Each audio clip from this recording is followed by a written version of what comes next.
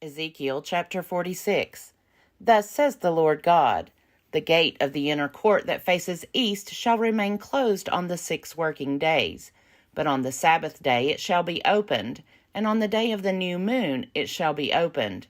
The prince shall enter by the vestibule of the gate from outside, and shall take his stand by the post of the gate. The priest shall offer his burnt offering and his offerings of well-being, and he shall bow down at the threshold of the gate. Then he shall go out, but the gate shall not be closed until evening. The people of the land shall bow down at the entrance of that gate before the Lord on the Sabbaths and on the new moons. The burnt offering that the prince offers to the Lord on the Sabbath day shall be 6 lambs without blemish, and a ram without blemish. And the grain offering with the ram shall be an ephah, and the grain offering with the lambs shall be as much as he wishes to give, together with a hin of oil to each ephah. On the day of the new moon he shall offer a young bull without blemish, and 6 lambs, and a ram, which shall be without blemish. As a grain offering he shall provide an ephah with the bull, and an ephah with the ram, and with the lambs as much as he wishes, together with a hin of oil to each ephah. When the prince enters, he shall come in by the vestibule of the gate, and he shall go out by the same way. When the people of the land come before the Lord at the appointed festivals, whoever enters by the north gate to worship shall go out by the south gate, and whoever enters by the south gate shall go out by the north gate. They shall not return by way of the gate by which they entered, but shall go out straight ahead. When they come in, the prince shall come in with them, and when they go out, he shall go out. At the festivals and the appointed seasons, the grain offering with a young bull shall be an ephah, and with a ram an ephah, and with the lambs as much as one wishes to give, together with a hin of oil to an ephah. When the prince provides a free will offering, either a burnt offering or offerings of well-being as a free will offering to the Lord, the gate facing east shall be opened for him, and he shall offer his burnt offering or his offerings of well-being as he does on the Sabbath day. Then he shall go out, and after he has gone out, the gate shall be closed. He shall provide a lamb, a yearling, without blemish, for a burnt offering to the Lord daily. Morning by morning he shall provide it, and he shall provide a grain offering with it morning by morning regularly, 1/6 of an ephah, and 1/3 of a hin of oil to moisten the choice flour, as a grain offering to the Lord. This is the ordinance for all time. Thus the lamb and the grain offering and the oil shall be provided, morning by morning, as a regular burnt offering. Thus says the Lord God, if the prince makes a gift to any of his sons out of his inheritance, it shall belong to his sons. It is their holding by inheritance. But if he makes a gift out of his inheritance to one of his servants, it shall be his to the year of liberty. Then it shall revert to the prince. Only his sons may keep a gift from his inheritance. The prince shall not take any of the inheritance of the people, thrusting them out of their holding.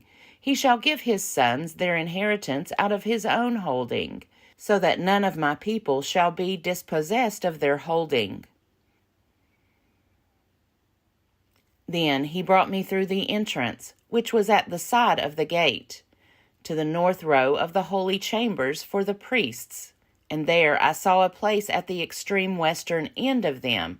He said to me, this is the place where the priests shall boil the guilt offering and the sin offering, and where they shall bake the grain offering, in order not to bring them out into the outer court, and so communicate holiness to the people. Then he brought me out to the outer court, and led me past the 4 corners of the court. And in each corner of the court there was a court. In the 4 corners of the court were small courts, 40 cubits long and 30 wide. The 4 were of the same size. On the inside, around each of the 4 courts, was a row of masonry, with hearths made at the bottom of the rows all around. Then he said to me, These are the kitchens where those who serve at the temple shall boil the sacrifices of the people. Ezekiel chapter 47. Then he brought me back to the entrance of the temple. There, water was flowing from below the threshold of the temple toward the east, for the temple faced east, and the water was flowing down from below the south end of the threshold of the temple, south of the altar. Then he brought me out by way of the north gate, and led me around on the outside to the outer gate that faces toward the east, and the water was coming out on the south side.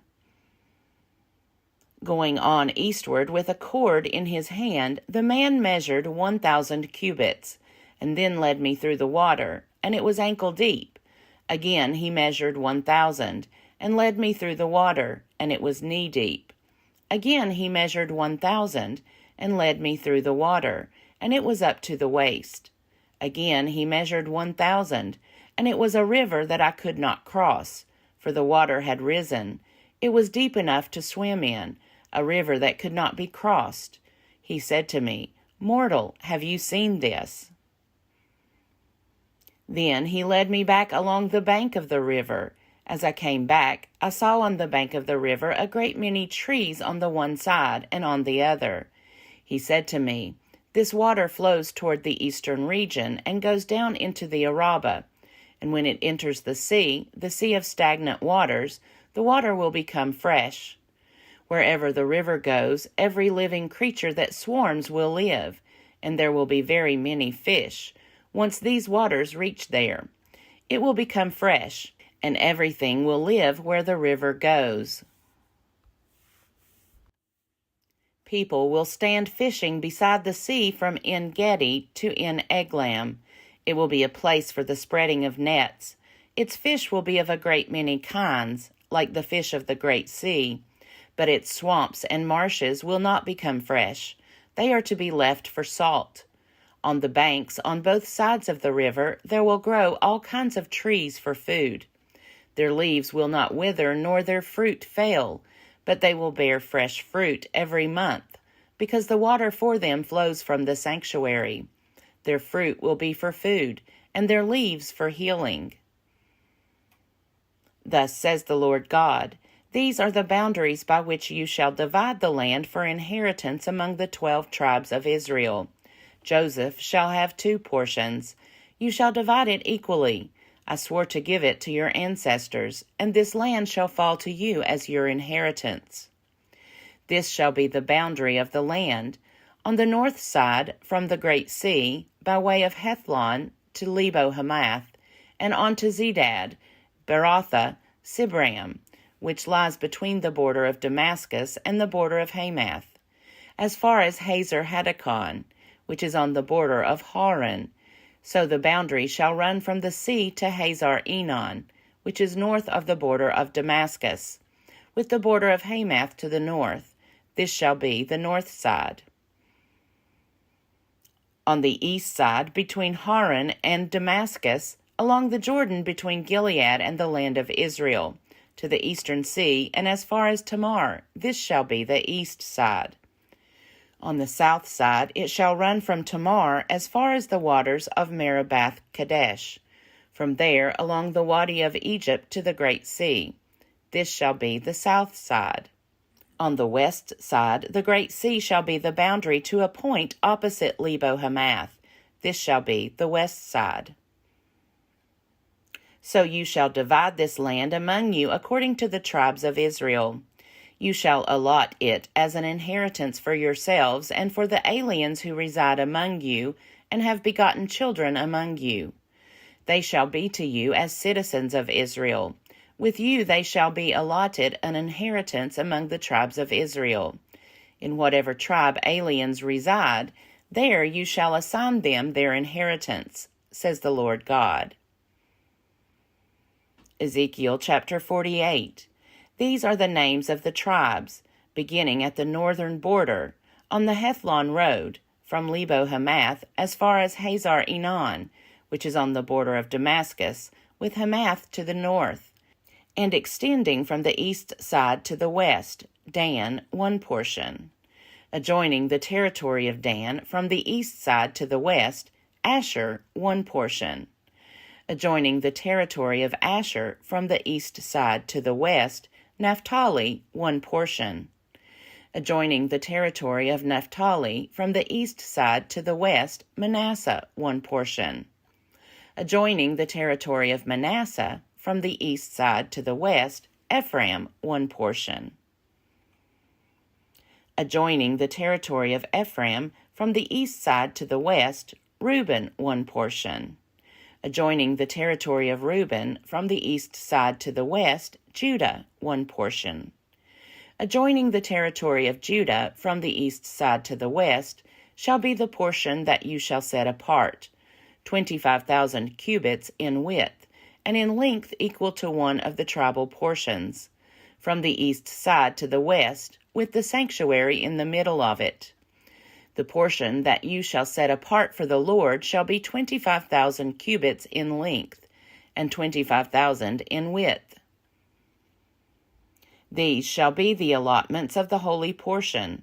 The priests shall have an allotment measuring 25,000 cubits on the northern side, 10,000 cubits in width on the western side, 10,000 in width on the eastern side, and 25,000 in length on the southern side, with the sanctuary of the Lord in the middle of it.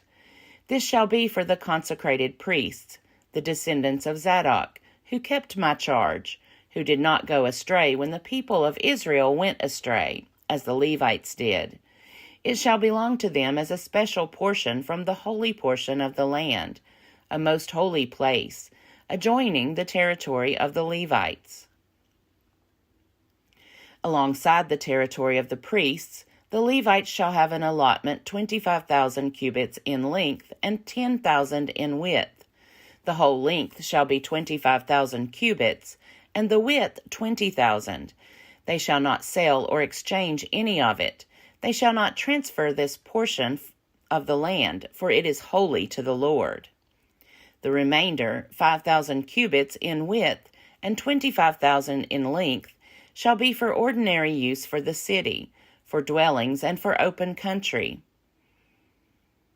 In the middle of it shall be the city, and these shall be its dimensions.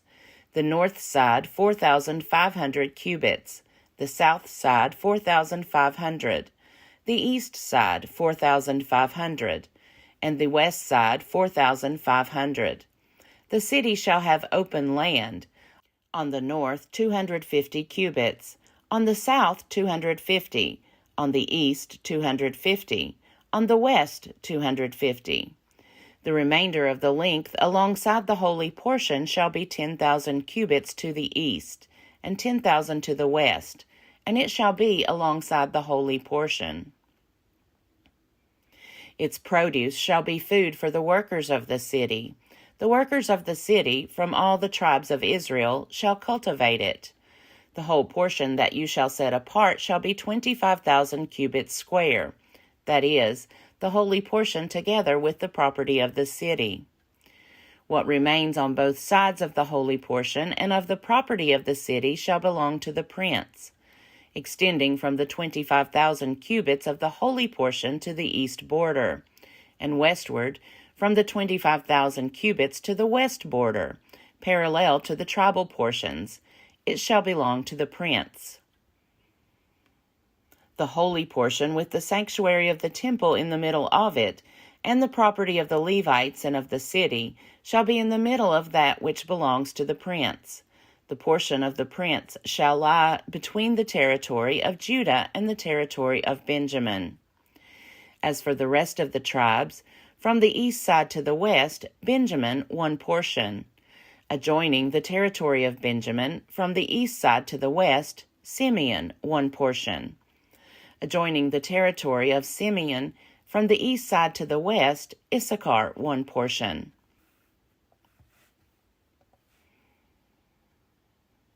Adjoining the territory of Zebulun, from the east side to the west, Gad one portion. And adjoining the territory of Gad to the south, the boundary shall run from Tamar to the waters of Meribath Kadesh, from there along the Wadi of Egypt to the Great Sea. This is the land that you shall allot as an inheritance among the tribes of Israel, and these are their portions, says the Lord God. These shall be the exits of the city. On the north side, which is to be 4,500 cubits by measure, 3 gates, the gate of Reuben, the gate of Judah, and the gate of Levi, the gates of the city being named after the tribes of Israel. On the east side, which is to be 4,500 cubits, 3 gates, the gate of Joseph, the gate of Benjamin, and the gate of Dan. On the south side, which is to be 4,500 cubits by measure, 3 gates, the gate of Simeon, the gate of Issachar, and the gate of Zebulun. On the west side, which is to be 4,500 cubits, 3 gates, the gate of Gad, the gate of Asher, and the gate of Naphtali. The circumference of the city shall be 18,000 cubits, and the name of the city from that time on shall be, The Lord is there.